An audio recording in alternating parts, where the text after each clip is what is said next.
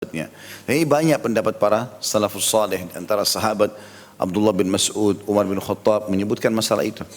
Ya, bahwasanya persahabatan itu kata Ibnu Mas'ud adalah menjadikan kantong dia seperti kantongmu dan kantongmu seperti kantong dia. Maksudnya sama-sama saling memenuhi kebutuhan. Ada orang pernah datang mengatakan, wahai Abdullah bin Mas'ud, saya ingin jadi sahabat anda. Kata beliau, apa kau sudah tahu syaratnya? Dia bilang, belum. Dia bilang, apa kau bersedia kantongmu, kantongku, kantongku, kantongmu? Duitmu, duitku, duitku juga duitmu, bisa saling pakai? Dia bilang tidak. Kata Abdullah bin Mas'ud, kalau gitu cari orang lain. Untuk apa bersahabat kalau tidak mau berkorban?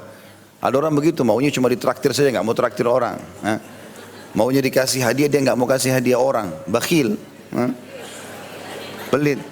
Selalu tunggu temannya datang nih, oh ini bawa makanan, bawa ini. Dia nggak pernah bawain makanan orang. Maka itu nggak benar gitu kan? Harusnya kita berinteraksi yang sama. Umar bin Khattab menjadikan lebih jauh daripada itu.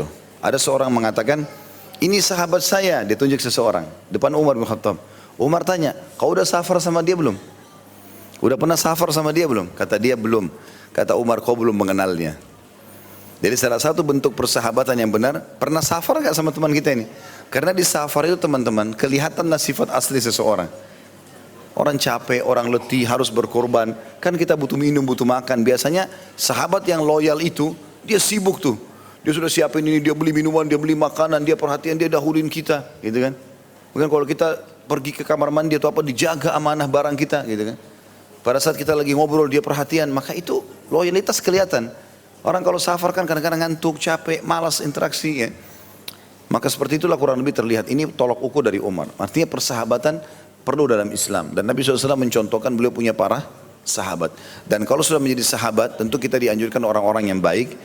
Alangkah baiknya kalau kita mengetahui keadaan yang merupakan kebutuhan dia. Perhatikan ya, yang perlu kita cari tahu adalah kebutuhan dia.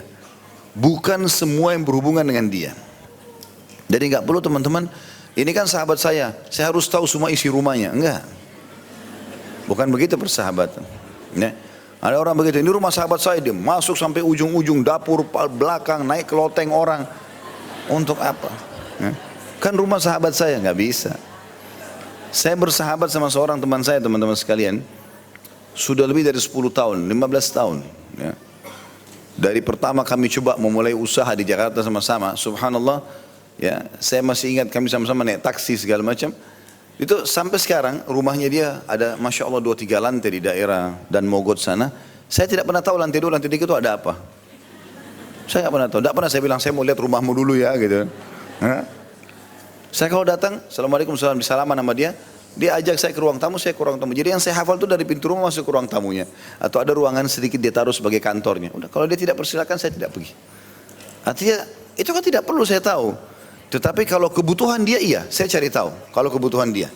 Misal ada sesuatu yang dia sangat senang dari jenis minyak wangi tertentu. Saya berikan dia hadiah misalnya.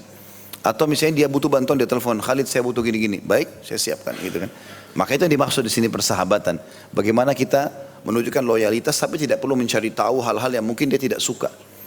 Kalau Syekh Abu Bakar Jazari rahimahullah mengatakan salah satu adab persahabatan adalah kalau dia melihat temannya sedang menuju ke sebuah tempat, dia tidak menanyakan kenapa dia pergi atau sama siapa dia akan pergi atau apa tujuan dia pergi ke sana, kecuali temannya menceritakan.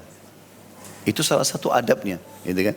Supaya tidak sampai merusak hubungan. Mungkin dia ada sesuatu hajat yang penting, gitu kan?